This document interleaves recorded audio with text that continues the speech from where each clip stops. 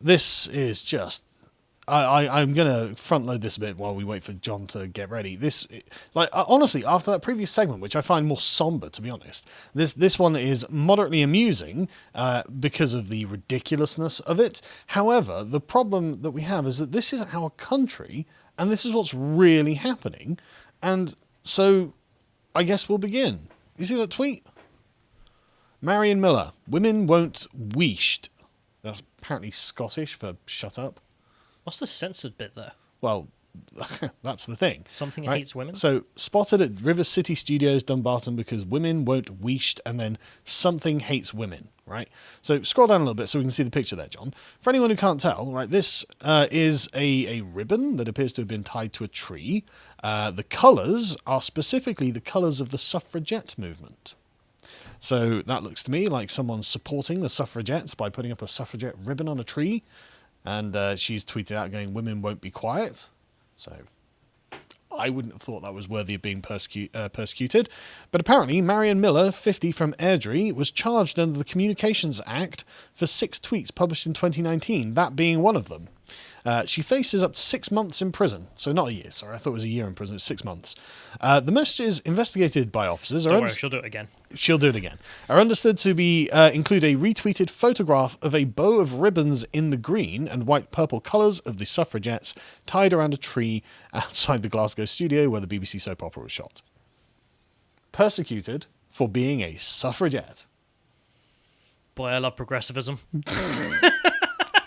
Like the biggest misogynists out there turned out to be the progressives. I mean, if someone was going to put women in their place, it turned out it was going to be the progressive government of Scotland. These lovely leftists. And Tony Blair's laws. This was the 2003 Communications Act, of course. Section 127, that got her in trouble. Again, we're going to get on to repealing that because we definitely need to. But anyway, so she was persecuted for tweeting out a picture, literally by the British government, Scottish government. Look, you tweeted out a picture of the suffragettes. So, well, not even a picture of suffragettes, just a picture women of a ribbon. Know your place. Yeah, women know your place, right? Scottish government, right? So it is believed a complaint was made to the police because they suggested the ribbons represented a noose. What? Can we get that picture back up, John? Do you know what the SNP's logo is? It's a ribbon. It's a ribbon like that? Yeah. And a noose. And on Pride Day, they actually redid it with the colours as well. Bloody hell. So SNP, that's subversive. And they had the black and brown stripes in there as well. So the SNP is literally advocating for the lynching of black and brown people. And homosexuals. By this standard, at the very least. Which I assume is the lynching of suffragettes. I mean, I don't know. I mean, this is a crime. I'm reporting the SNP. Why not? Yeah, definitely. But this is mad. This is just absolute madness to suggest that this is a noose.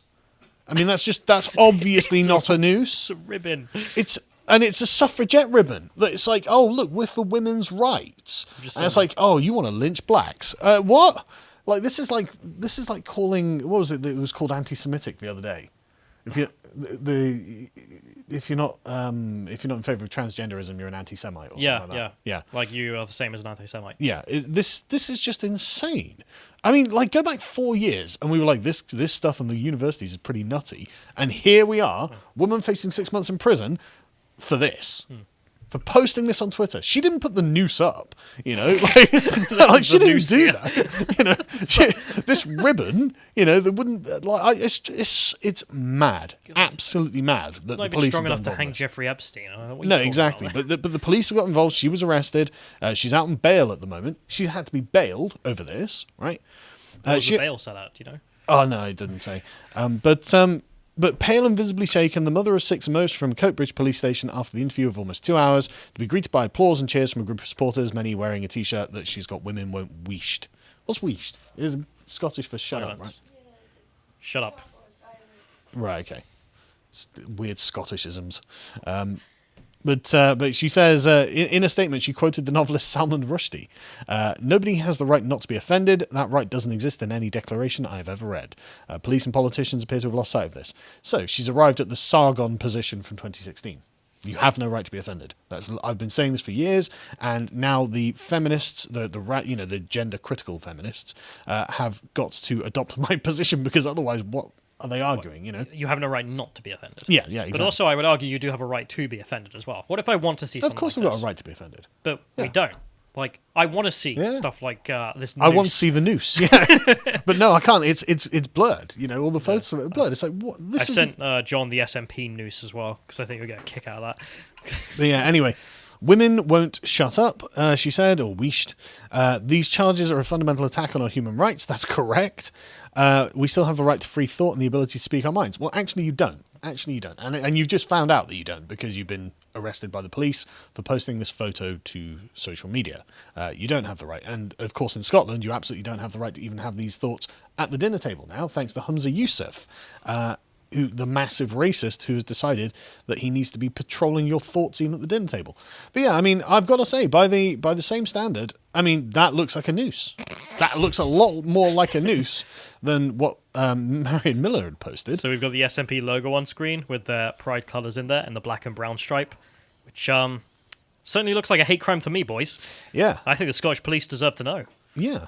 Millar herself was a former member of the SNP, and she's been heavily involved in debates about the reforms to the Gender Recognition Act and Scotland's hate crime bill, because she's going to be criminalised for her gender essentialist view that woman is an adult human female. That's what this has all come down to.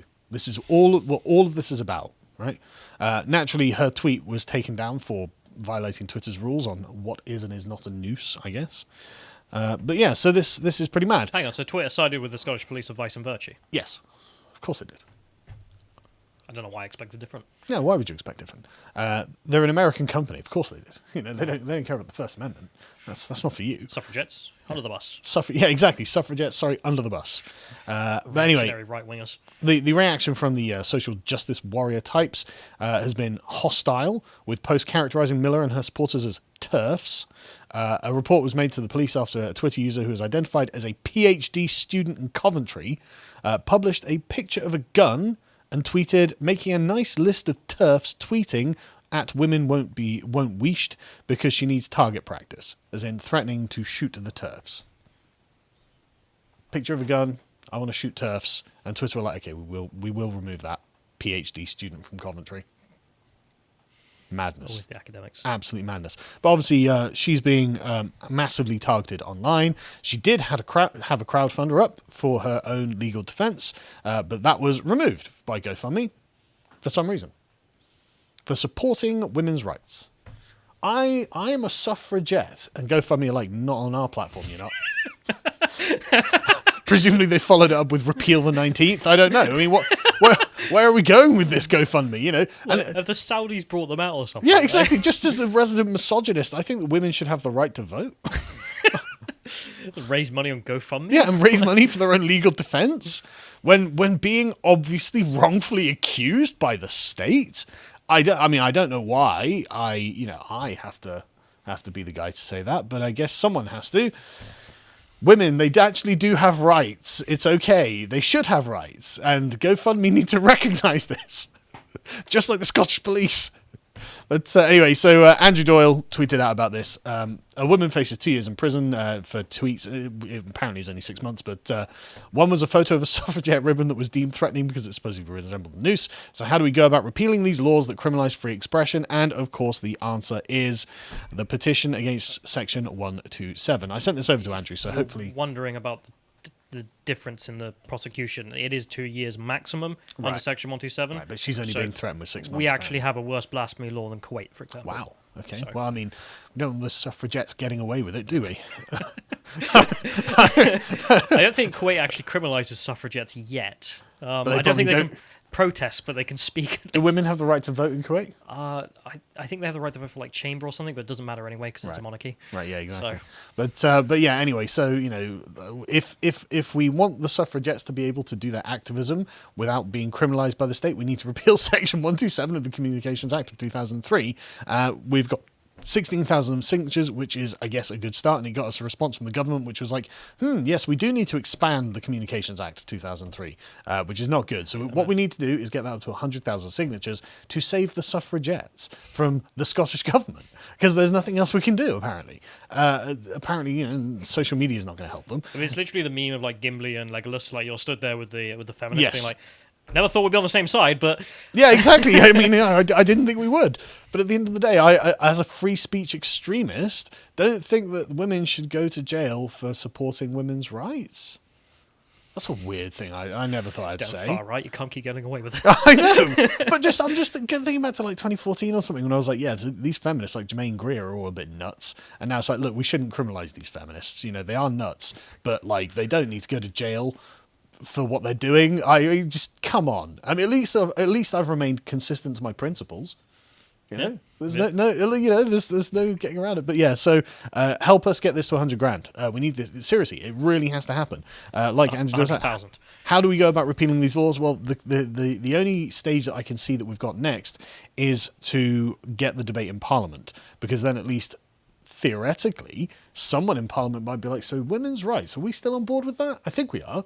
You know, are we still on board with that? And I have actually spoken. There are a fair number of MPs who agree with this on this, at least privately. I've spoken to Andrea Leadsom personally. She agreed with me on this, that this needs to go. Steve Baker, he agreed with me on this. Philip Davis as well has said that this is nonsense. Yeah. So I want to see them in the Parliament at least. Yeah. If not the TERF MPs, because there are a bunch of them. Yeah. And I want to see Liz Truss in the dock being like, women are women. Women have vaginas. Well, she literally said it on LBC. Yes, women have vaginas. Oh, thank God someone said it.